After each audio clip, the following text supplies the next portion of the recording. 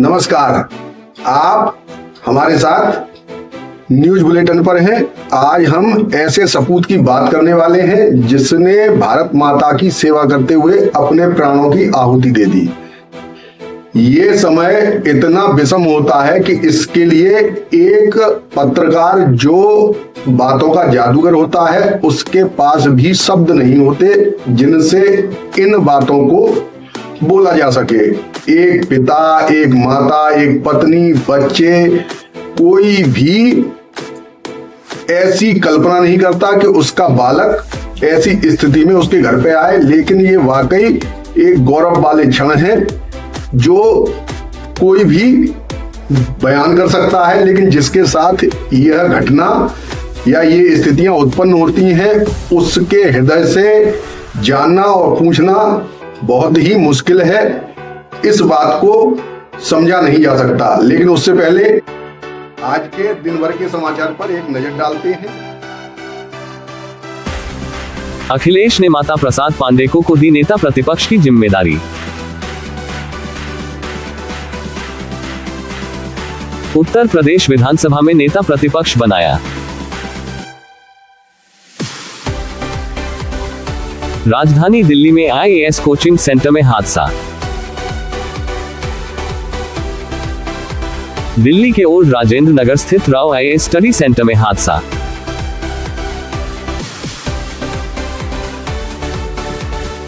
Institute के basement की library में पानी भरने से 2 छात्राओं व 1 छात्र की मौत।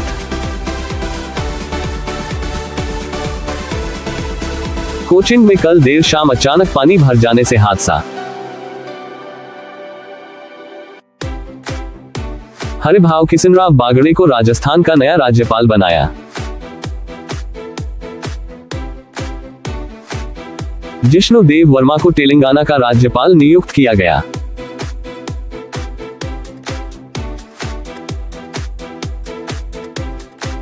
ओम प्रकाश माथुर को सिक्किम का राज्यपाल नियुक्त किया गया। संतोष कुमार गंगवार को झारखंड का राज्यपाल नियुक्त किया गया। रामेन डेका को छत्तीसगढ़ का राज्यपाल नियुक्त किया गया। सीएच विजयशंकर को मेघालय का राज्यपाल नियुक्त किया गया। झारखंड के राज्यपाल राधाकृष्णन को महाराष्ट्र का राज्यपाल नियुक्त किया गया। झारखंड के राज्यपाल राधाकृष्णन को सीपी तेलंगाना के अतिरिक्त प्रभार। असम के राज्यपाल श्री गुलाब चंद कटारिया को पंजाब का राज्यपाल बनाया। गुलाब चंद कटारिया को पंजाब के राज्यपाल के साथ साथ केंद्र शासित प्रदेश चंडीगढ़ का प्रशासक भी बनाया। सिक्किम के राज्यपाल श्री लक्ष्मण प्रसाद आचार्य को असम का राज्यपाल किया नियुक्त। श्री लक्ष्मण प्रसाद आचार्य को मणिपुर के राज्यपाल के अतिरिक्त प्रभार से नवाजा। बाढ़ की वजह से समूचे भारत में तबाही।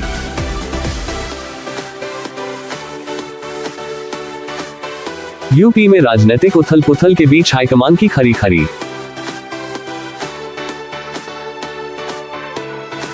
बेफिजूल की बयानबाजी से बचे भाजपा नेता।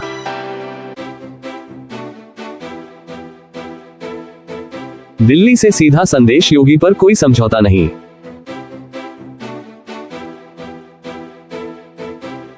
नीति आयोग की बैठक में नीतीश के शामिल न होने पर बोला विपक्ष।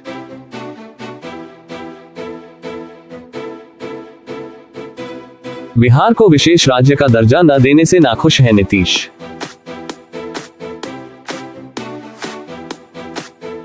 ये परी स्वर्ग वाली नहीं, धरती को स्वर्ग बना रही, पीएम मोदी।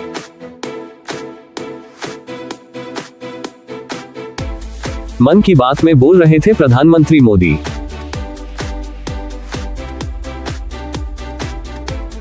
पीएम ने प्रोजेक्ट परी की प्रगति के प्रति युवाओं की भागीदारी पर जोर दिया। परी प्रोजेक्ट के जरिए सार्वजनिक कला को बढ़ावा दिया जा रहा।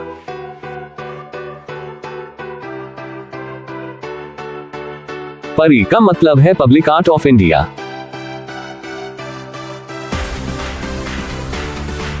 सोमवार को खोले जाएंगे बरगी बांध के 7 गेट।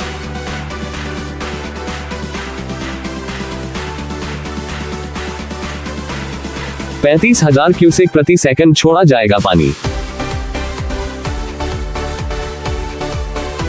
8 फीट बढ़ेगा नर्मदा का जलस्तर, अलर्ट जारी।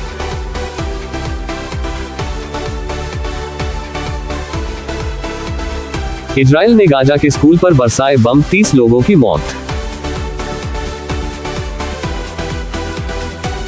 यूएस इजराइल शांति बहाली के दबाव के बीच अमेरिका में ट्रंप से मिले पीएम नेतन्याहू, कहा युद्ध विराम पर काम कर रहे। ओलंपिक से पहले पेरिस में उपद्रवियों ने रेलवे नेटवर्क में की तोड़फोड़। अफरा तफरी के बीच 8 लाख लोग प्रभावित।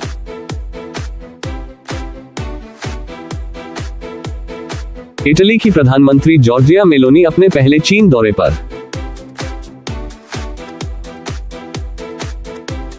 चीन के राष्ट्रपति शी जिनपिंग से करेगी मुलाकात।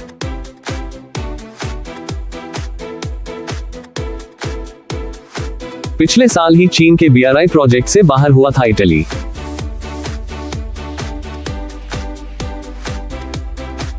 पाकिस्तान विरोध प्रदर्शन के बीच बलूचियों पर फायरिंग में 14 घायल, सरकार ने बताया अफवाह। ताइवान पर चीन ने कसा शिकंजा, चिंता में ताइवान। ताइवान को आंख दिखा रहा ड्रैगन, सीमा के करीब पहुंचे 9 चीनी जहाज, दोनों देशों में बड़ा तनाव। ये थे आज के दिन भर के समाचार। अब हम चलते हैं अपने मुख्य विषय की ओर, जो हमने वीडियो के स्टार्टिंग में आपको बताया था। हम बात करेंगे आज एक ऐसे सपूत की जिसने आतंकवादियों से लड़ते हुए कश्मीर में अपनी जान न्योछावर कर दी। तो चलिए हम चलते हैं अपने वीडियो की तरफ।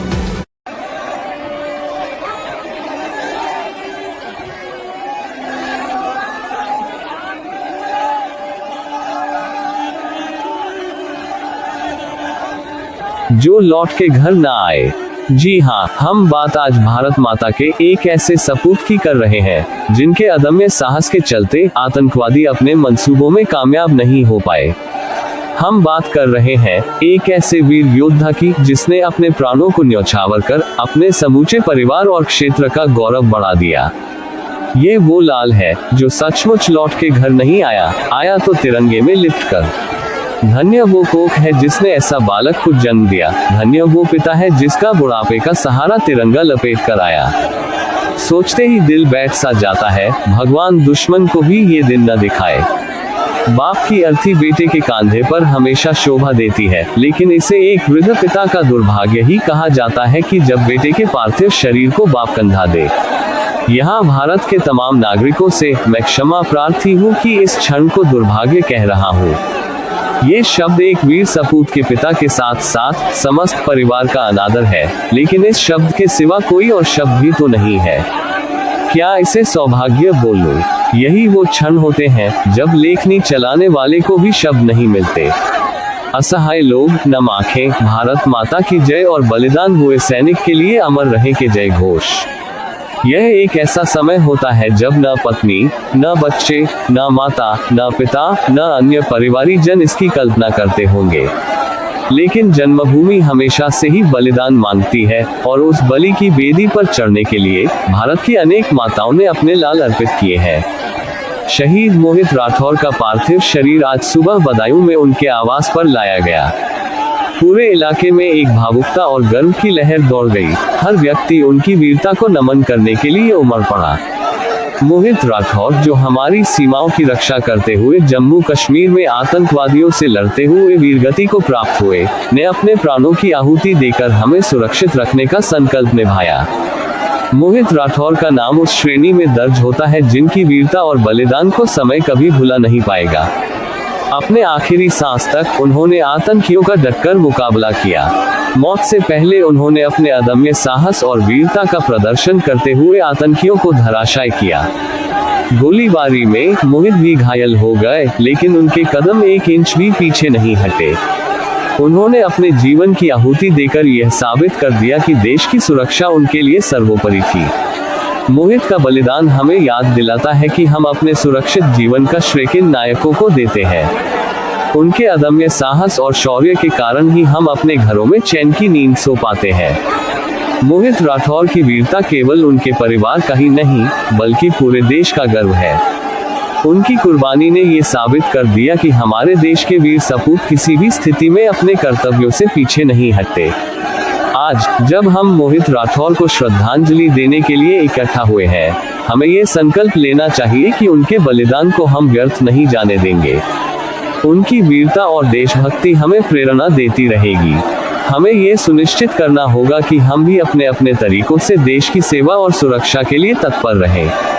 मोहित राठौर का जीवन और बलिदान हमें हमेशा ये याद दिलाता रहेगा कि देश की सीमाएं और सुरक्षा किसी एक व्यक्ति की जिम्मेदारी नहीं, बल्कि हम सबका कर्तव्य है। उनका शौर्य और वीरता हमारे दिलों में हमेशा जीवित रहेगा और हमें प्रेरित करता रहेगा। शहीद मोहित राठौर अमर रहे।